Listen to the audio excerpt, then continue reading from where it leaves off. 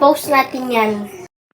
Pabili po ng Guys, di ko alam yung line ko. Panghimagas ko sa buhay at siyang aking pahinga. Ang pagsunod sa alituntunin ng pamayanan ay pagsusunod sa mga patakaran, batas o kaugalian.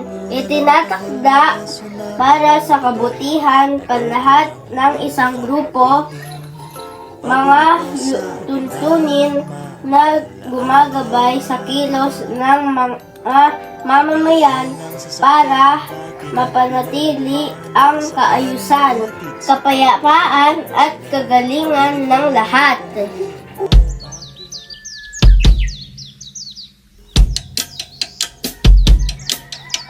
Minsan sa may kalayaan tayo'y nagkatagpuan. Ito na naman yung mga lituntunin na kailangan namin i-memorize sa school.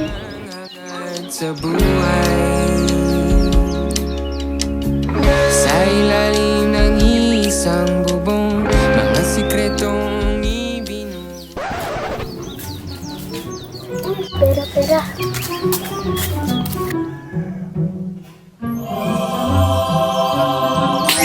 Tignan mo, perfect na halimbawa para ipakita ang natutunan mong alituntunin para sa paaralan.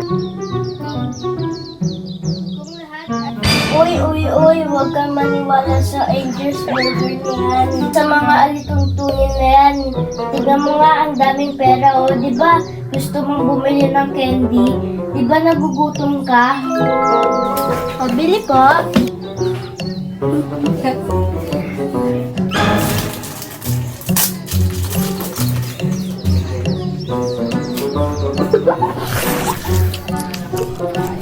Hindi pwede yan. Baka yung taong nakahulog niyan, kailangan niya.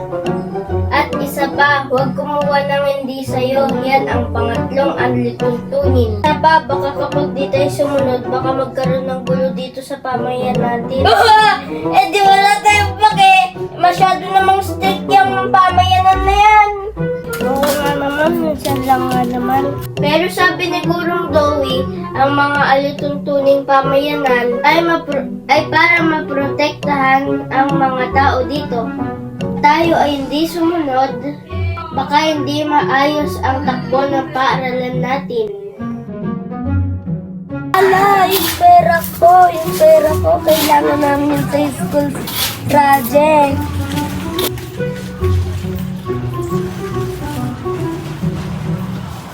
Bata! Naulog mo yung pera mo! Ay, naku, maraming salamat nung pinakita mo to. Kailangan ko to sa school project.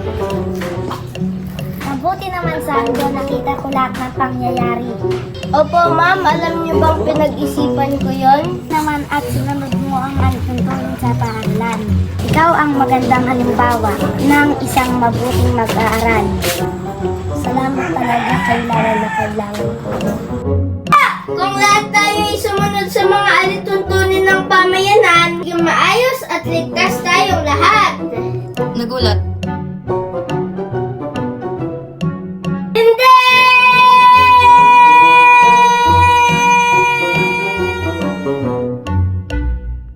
Pabili po ng alaalang masaya, panghimagas ko sa buhay. Go, lakad. Siyang aking pahinga.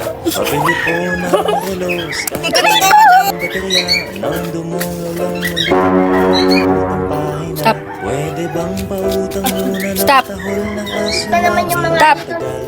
Tagal ko na hindi nakakapilis. Pabili po sa lahat Pabili po ng sasakyang dati na pinaglumaan, baka sakaling maihatid sa paborito kong sinahan. Pabili po ng pambili, baka sakaling makabili. Asan yung pera ko? Kailangan ko pamukay. Go! Sige, go! Ala! Go! Ate! Ala! Oo. 1, 2, 3, go! Ala! Yung pera ko! Kailangan namin yung... Ate! Go! Ala! Go! Ala! Yung... Ay! Go! Ala! Yung pera ko! Ala, yung pera ko, kailangan namin yung sa school project. Ako, buti nakita mo. Nakita mo, kailangan ko sa school project. 1, 2, 3, go. Mabuti naman, Tanjo. Isa pa. 1, 2, 3, go. Mabuti naman, Tanjo. Nakita ko lahat ng pangyayari. Hindi pwede yan. Isa pa, kapag baka di tayo sumunod. Isa pa, baka kapag di tayo sumunod, baka magkaroon ng gera. At isa Pabili pa, po ng alaalang kasama. Basta Saka- bumili po ng mundo. edi walang take! Pabili ng krayola po. Edi wala siya. Paano salba ang barabara? Pabili po ng Go.